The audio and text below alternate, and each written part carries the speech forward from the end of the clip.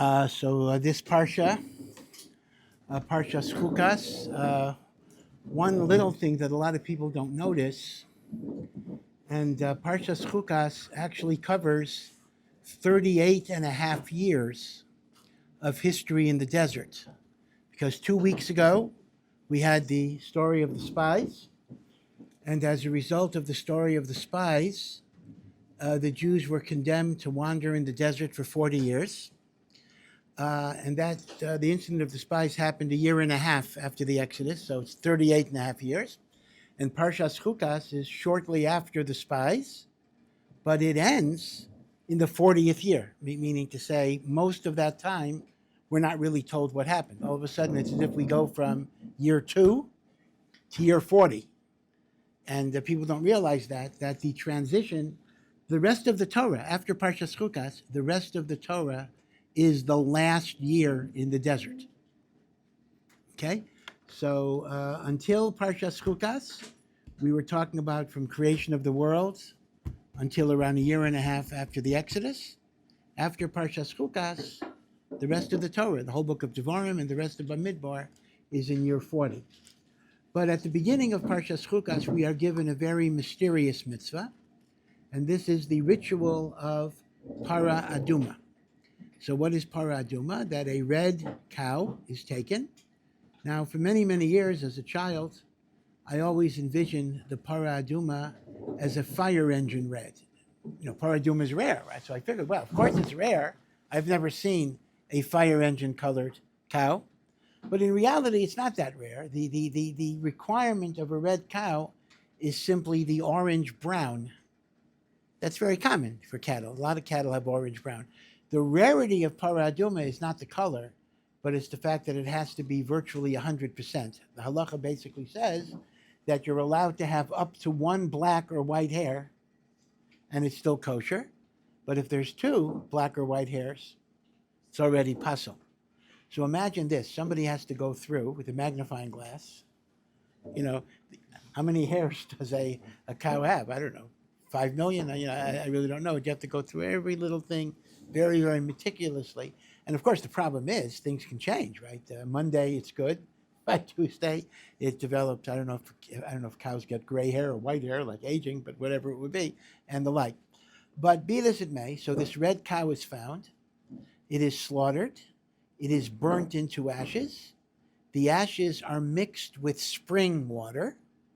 And whenever a person is tameh by contact with the dead, so being sprinkled, even one drop, a drop of that water is a purification ritual. Now, before I get into the philosophical things that I want to talk about, let's just be sure we understand the significance of the halachic ritual. There is a concept that if someone comes in contact with a dead body, they are in a state that is called tameh. This is ritual impurity. Now, what do I mean, contact with a dead body? There are 3 different ways contact with dead body can make you impure. One is you touch a corpse. That means you actually touch a dead body. The second is you move a dead body, even if you didn't touch it, like you drag it in a body bag or on a stretcher. So the first way is called maga, not to be confused with Trump MAGA. Maga just means touching the dead body. The second way, which is moving it, is called masa, which literally means carrying it, but it really means moving it. But there's a third way you become ritually impure, and that is if you are under the same roof as a corpse, even though you didn't touch it or move it. You realize this. If, God forbid, there would be a dead body in this room, all of us would be ritually impure because we're sharing a common roof. That is called the tuma of ohel. Ohel means an overhanging tent. And this can occur in all sorts of accidental ways.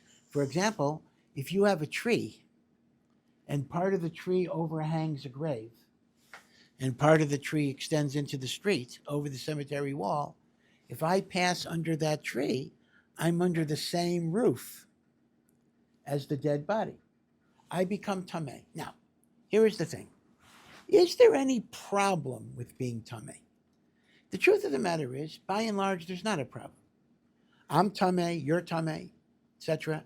A person that's tameh learns Torah, wears tefillin, go to minyan, keep Shabbos.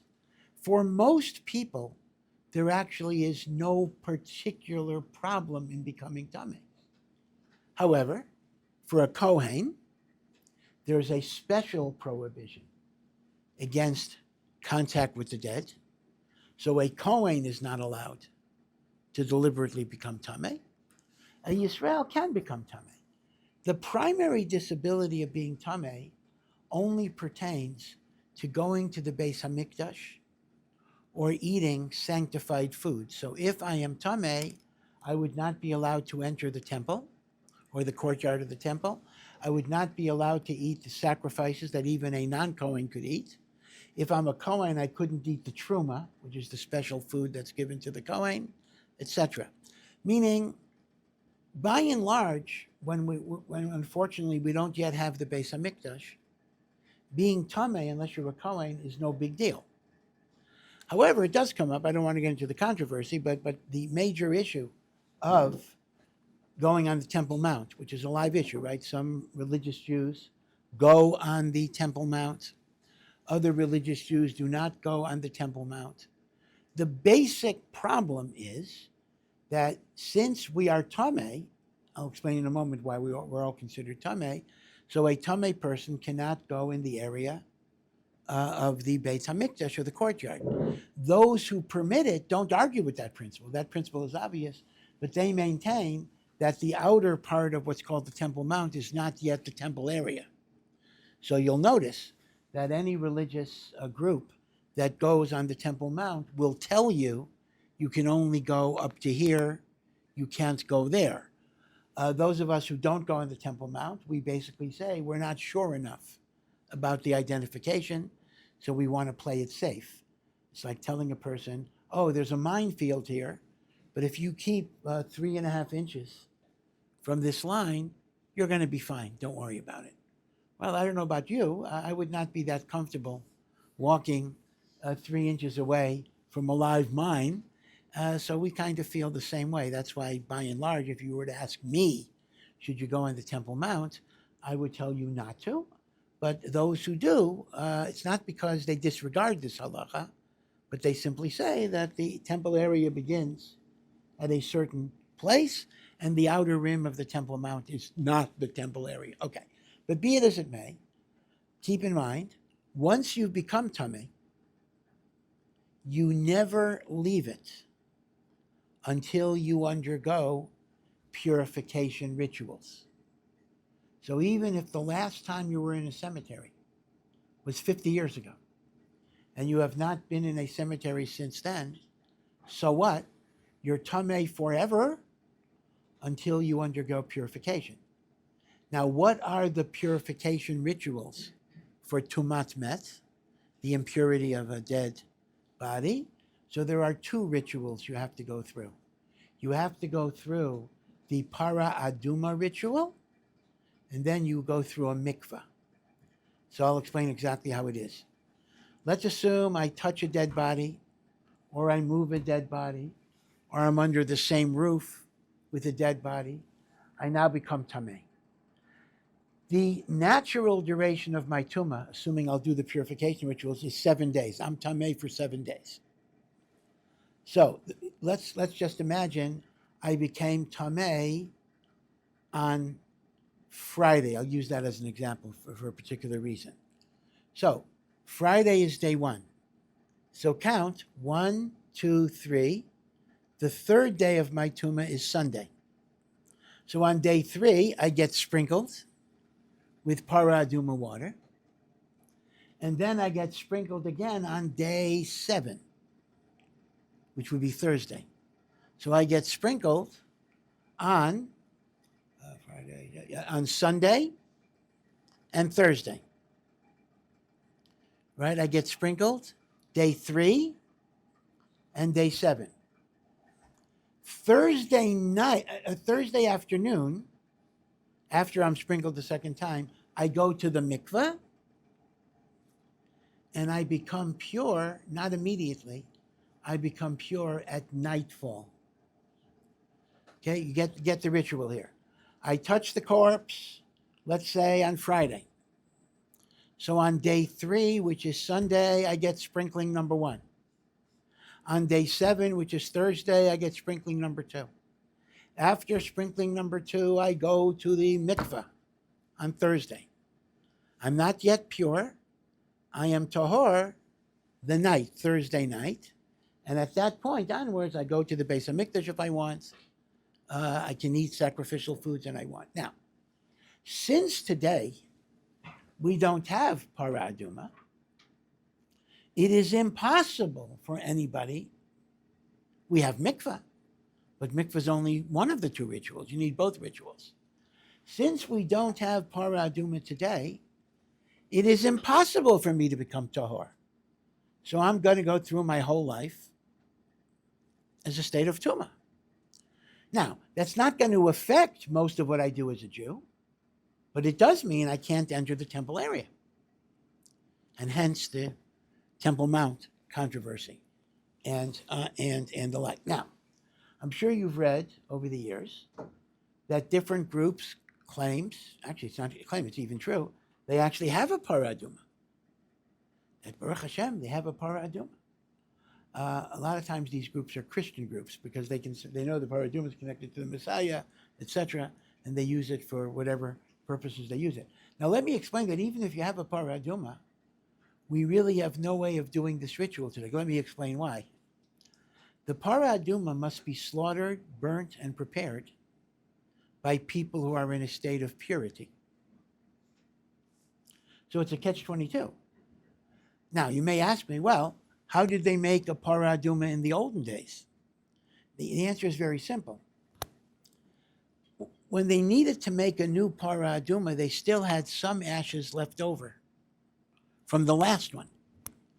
So therefore, here's the thing. Let's assume we're running short. We need, because remember, know how many millions of people needed to be sprinkled with this when they brought the Korban Pesach or whatever it will be. So we're running short. So we're going to have to find a new Parah Adumah and slaughter it and burn it, etc. So what do? We take the last ashes that we have. We purify like 10 people. And now those 10 people are able to make the new Parah Adumah. So today, even if you have a Parah Adumah, there's nothing you can do with it because we don't have anybody that's pure to be able to make the Parah Adumah. So you'll ask me, so how will this ever be resolved? The answer is, before Mashiach comes, Eliyahu Hanavi, who never died, will come and he will bring with him some of the ashes from the last Parah Adumah. Eliyahu Hanavi is a Kohen. Remember, he's a reincarnation of Pinchas. He will sprinkle a number of people, and those people will be pure, and they will then be able to make a new Parah Adumah to purify all of us. You see? But that's why, practically speaking, we can't engage in the ritual of Parah Adumah until Eliyahu Hanavi comes and brings back the old ashes of Parah Adumah. Yeah. So the first Parah Adumah, how did someone become pure in the first place? Yeah, so the answer is that some people never became impure. In other words, today it's impossible because you're walking in there are dead bodies in the ground. But there were people who didn't become impure, and therefore they could make the Parah Adumah. Now, let me also mention that the Parah Adumah can become pasul in many, many, many different ways. It becomes pasul if 2 hairs or more are not reddish, brown. It can become pasul if you did work with the cow. So even something like you put your jacket, let's say you're milking this cow, and you just put your jacket over the cow while you're milking it. The cow is no longer kosher for Parah Adumah because it's a yoke. The Torah says there can't be any yoke on the animal. So it's extremely easy to make this disqualified. And therefore one has to be very, very, very careful. So whichever groups claim to have the Parah Adumah, if they hope that that's going to be the one that they'll use when Mashiach comes, they have to follow a very, very rigorous set of halacha. You cannot use this animal for any type of work. If it draws a plow or whatever it is, it's no good. So that's something to be aware of, right? So the Parah Adumah is a ritual for a very specific impurity, the impurity of contact with the dead. Now, let me point out, there are other types of impurity, many types of impurity, which do not require a Parah Adumah. For example, if you touch a dead animal, you're tummy. But you're only tummy for one day, and all you got to do for that is go to the mikveh. Now, let me stop there a minute. Wait a second here. If I touch a dead animal, I'm tummy. Well, I had a hamburger for lunch. Hamburger is a dead animal. Right? That's the way vegetarians always like to remind you of that. Oh, you ate carcass, whatever. You ate roadkill, whatever. They like to remind you that it's meat. So here's the important, interesting thing. An animal that was properly shechted does not convey tumah. So ein chinami, if you touched a non-kosher piece of meat, you are tameh for one day until you go to the mikveh. Now again, for most of us that doesn't make a difference, but it's true. You wouldn't be allowed to go to the temple. If I touched a piece of pork, I could not go to the Beis HaMikdash, touch, not eat. I could not go to the Beis HaMikdash until I went to the mikveh and waited until sunset. That's called the tumah of non-kosher animals, or even kosher animals if they were not shechted. Okay, something to be aware of. So there are many. A man with a seminal emission is tameh for one day until he goes to the mikveh and waits until sunset. A woman after childbirth is ritually tameh for 40 days in the event of a boy, and for 80 days in the event of a girl. Anita, a woman, say again? Why there's a difference. Yeah. So it's connected to the idea that all tumah is ultimately connected to contact with death. And childbirth is actually a form of death simply because the life within the woman is no longer there. It's outside. So with a girl, there's kind of a double life because a boy is born without sperm. So a boy is only one life. A girl has all of the eggs that can be fertilized in the course of her life. It's an amazing thing. So it's like a double loss of life, in a sense. So tumah is an all-pervasive concept in the Torah, but I want to emphasize the only tumah that needs Parah Adumah, all the other tumahs do not need Parah Adumah. The only tumah that needs Parah Adumah is the tumah of contact with a dead human body. All the other ones is mikvah, sometimes sacrifices. A woman that's Anita, we don't always realize this. All of us are familiar that when a woman has her menstrual cycle, she cannot be with her husband. That we know. But one has to keep in mind that at the time of the temple, there were a lot more drastic consequences. She was in a state of tumah till she went to the mikveh, which means the food that she touched was tameh, if you're, etc. She couldn't go to the Beis HaMikdash, right? So all of these things are tameh, but there's no idea, there's no ritual of Parah Adumah. Now, the Parah Adumah ritual is described as a chok. This is the chok of the Torah. In English, it'll just say, this is the law of the Torah. But in reality, chok has a very specific connotation. Chok is the term that we use for mitzvot that have no intelligible rationale that we can understand. We have more than two, but the two most common designations for commandments are chukim, the plural of chok, and mishpatim. Now the difference is mishpatim are the mitzvos that are logical, that can be explained by human reason. Chok is the whole genre of commandments that are inexplicable to human logic. So for example, thou shalt not kill, thou shalt not steal, don't commit adultery, even things like celebrating the holidays. Those are mishpatim because we understand them. There is a reason that we can get. Parah Adumah is called the chok because even though God must have his reasons, there's no doubt about it, but it really does not make a lot of sense to us why this would be a purification ritual. Why a cow? Why red? Why ashes? Why sprinkling? It's a chok. We don't understand exactly the reason.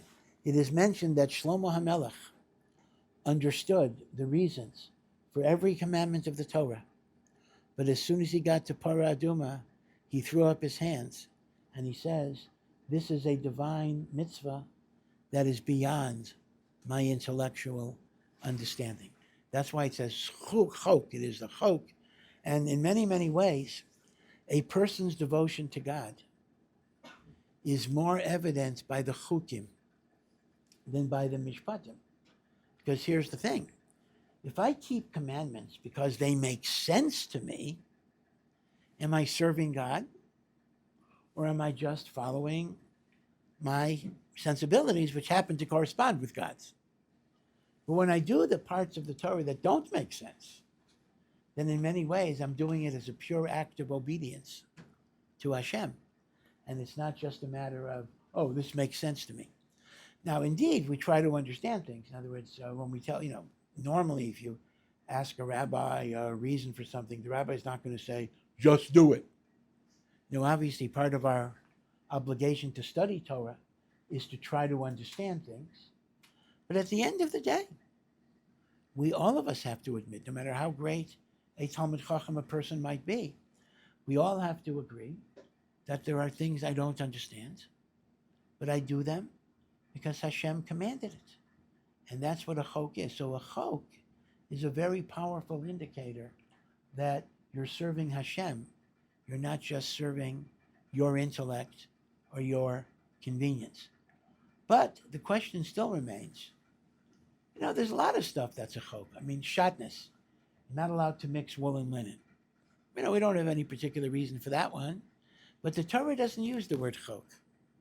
Meaning there's something about Parah Adumah, it's not just we don't have an explanation, but there's something more perplexing about it. And the answer is, yes, there is something in Parah Adumah that makes it extra irrational. And that is the concept of paradox and contradiction. Because here is the thing. On one hand, I sprinkle a Kohen does the sprinkling. And by the way, just for sure you get a sense of this, you don't have to go to the Beis HaMikdash. It's interesting that when they only made a Parah Adumah every 200 years or so. It really lasted a long time. But when they made it, they would actually divide the ashes throughout different parts of Israel, which you might call regional purification areas. So if you were in Tzfat and you wanted to become purified to bring the Korban Pesach or whatever, you didn't have to go to Yerushalayim to get sprinkled. You could go to the regional center in the Galil, and they would do it. So it's interesting that unlike Korbanos that have to be brought in the Beis HaMikdash, they couldn't be brought anywhere you want, the purification of Parah Adumah that did need a Kohen, only a Kohen could do it, but it didn't have to be in the temple. It could be anywhere in Eretz Yisrael. And indeed, there were regional purification centers. It really is kind of a miracle how long the ashes lasted. If you just imagine, it's one cow, you mix it with spring water, and the ratio, the answer basically is that they almost never used up the ashes, meaning to say, you pour gallons and gallons of water on top of the ashes, and then the Kohen dips the hyssop bush in the water. He doesn't have to touch the ashes. The ashes are sunk at the bottom in the water, and you get sprinkled with water. And when the water got used up, they would just take more gallons of water and pour them on top of the ashes. You understand the process? So in theory, the ashes were not supposed to be used up. You have to keep on dumping spring water on top of the ashes. But in time, of course, some of the ashes got depleted. So like 100 years, 200 years, they needed to make a new Parah Adumah. But it actually lasted quite long because you didn't expect to have a piece of ash on you. It was just water that had been in contact with the ashes of the Parah Adumah. That's called sanctified water, holy water. Sounds like a Christian term, but that indeed the Chumash itself describes this as Mayim Makudashim, sanctified water. Okay, but here is the paradox. On one hand, the sprinkling makes you pure, but on the other hand, everybody who handled the ashes of the Parah Adumah, they carried it around, they became ritually impure. So it's a great paradox. How can something that purifies the impure contaminate the pure? That's the chok idea. The chok is paradox.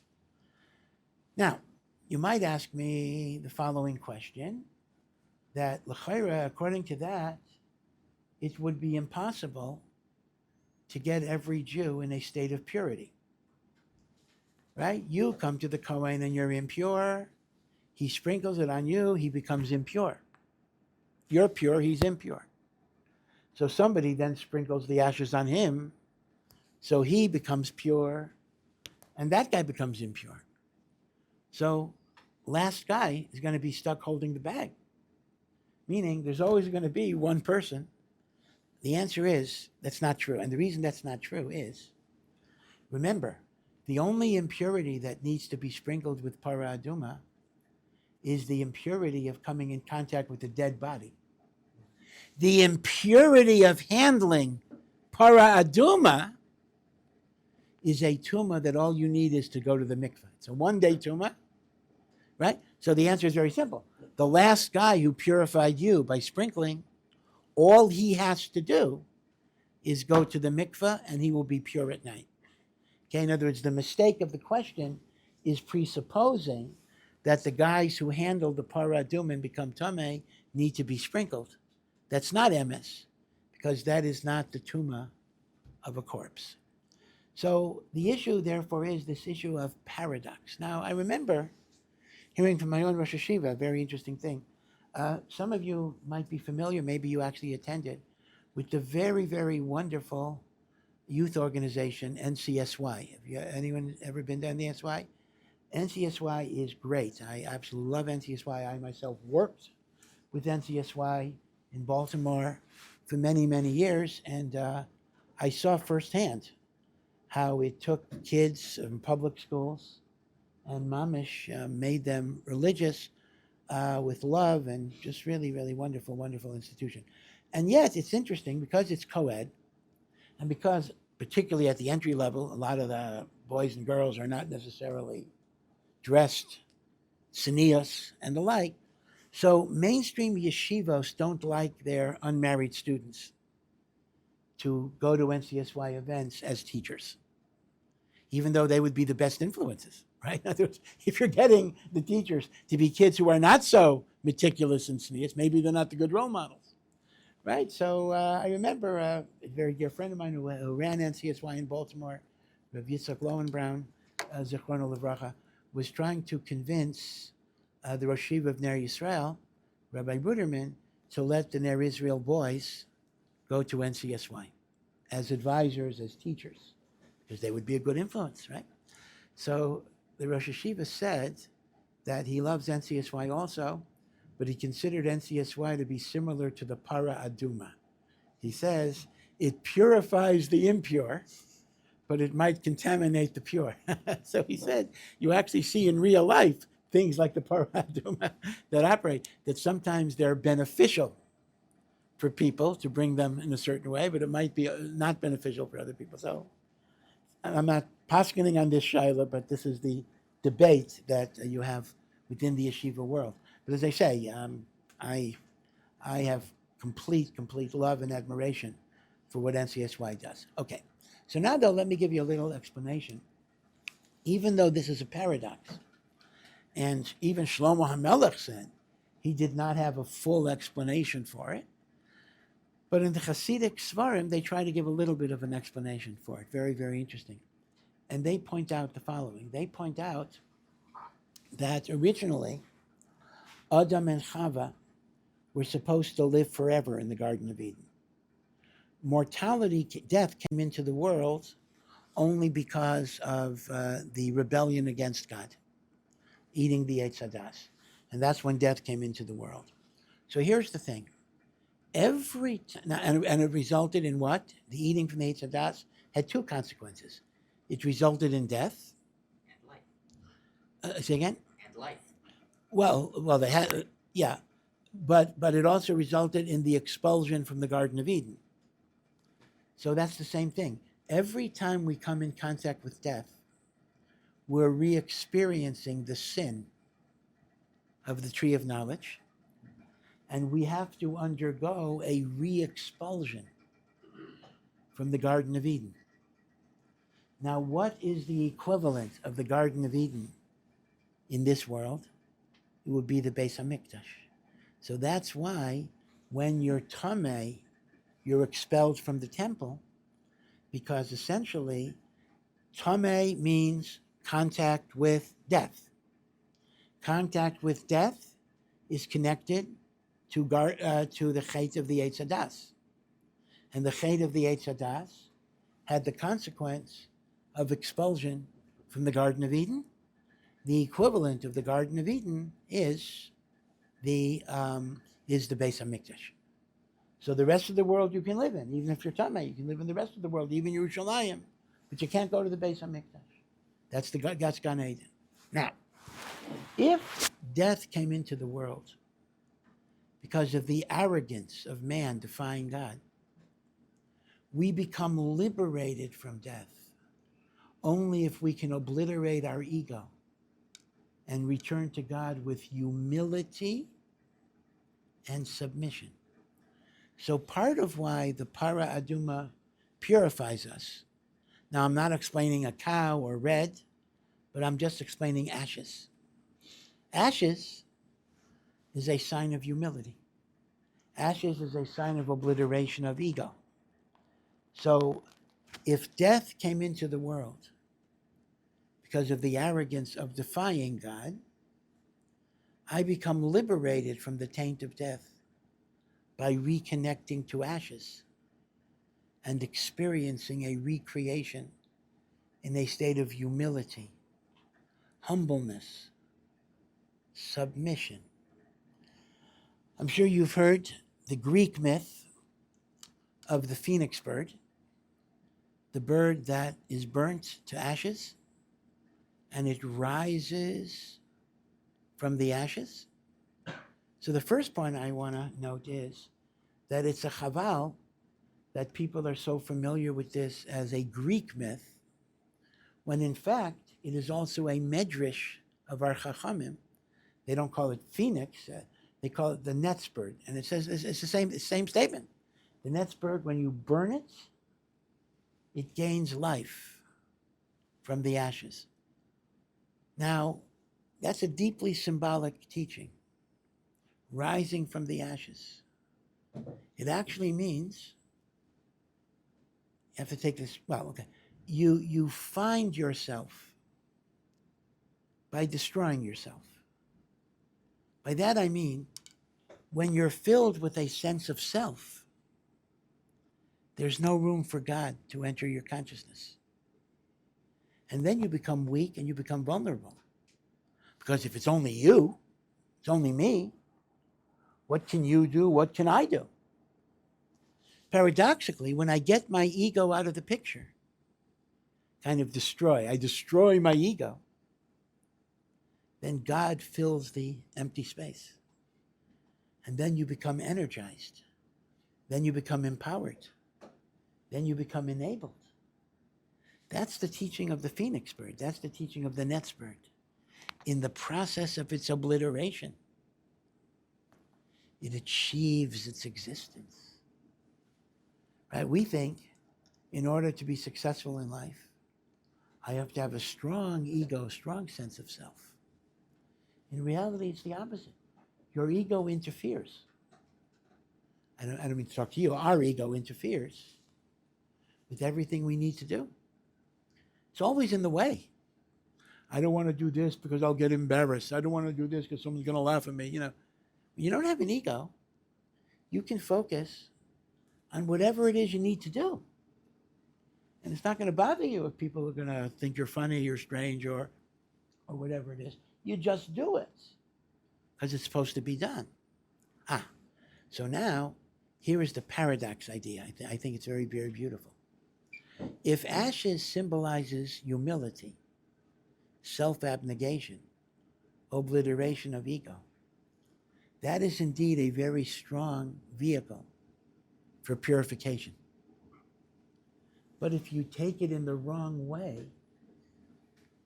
you take a left turn with it, it can turn into a destructive force.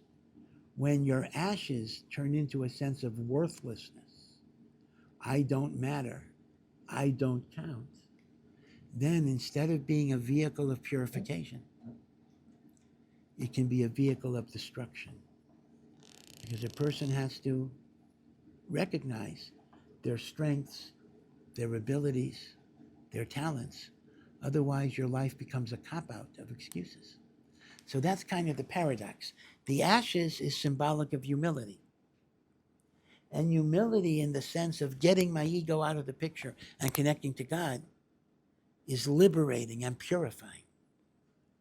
But if it turns into self-loathing, depression, and a sense of worthlessness, then that very attitude that started off as potentially purifying you can become an attitude that will contaminate you and lead to your destruction.